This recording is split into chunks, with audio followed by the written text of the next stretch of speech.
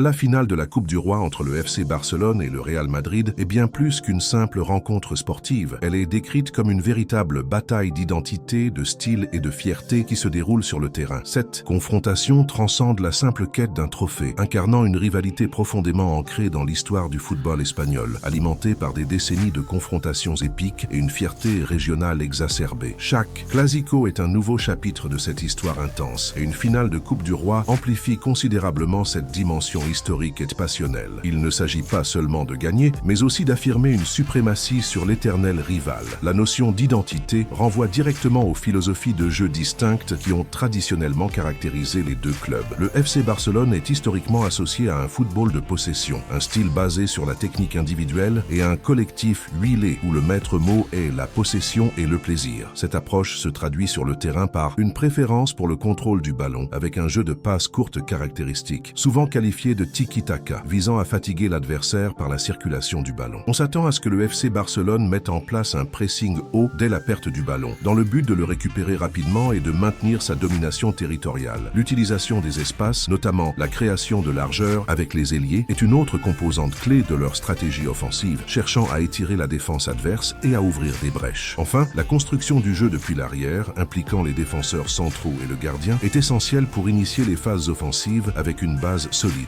Le FC Barcelone aborde cette finale avec une dynamique très positive, illustrée par une série d'invincibilités impressionnantes de 21 matchs toutes compétitions confondues. Cette séquence témoigne d'un élan et d'une confiance important au sein de l'équipe. Cette dynamique positive alimente naturellement leur rêve d'un quadruplé historique. Déjà vainqueur de la Supercoupe d'Espagne face à ce même Real Madrid sur un score sans appel de 5-2, une victoire en Coupe du Roi renforcerait considérablement leur élan et conforterait leur ascendant psychologique sur leur grand rival. Cette ambition de quadruplé repose sur une attaque prolifique, un collectif huilé et une défense de fer. Remporter ce trophée après 4 ans d'absence en finale aurait une signification particulière, consolidant le travail de l'entraîneur Hansi Flick. L'équipe actuelle du FC Barcelone est caractérisée par l'émergence d'une jeune garde, talentueuse, sous la direction de Hansi Flick. Ces jeunes joueurs apportent une nouvelle énergie, de la vitesse et de la créativité au sein du collectif. Leur intégration réussie dans le système de jeu et leur capacité à faire la différence lors des moments clés sont des atouts majeurs pour le FC Barcelone.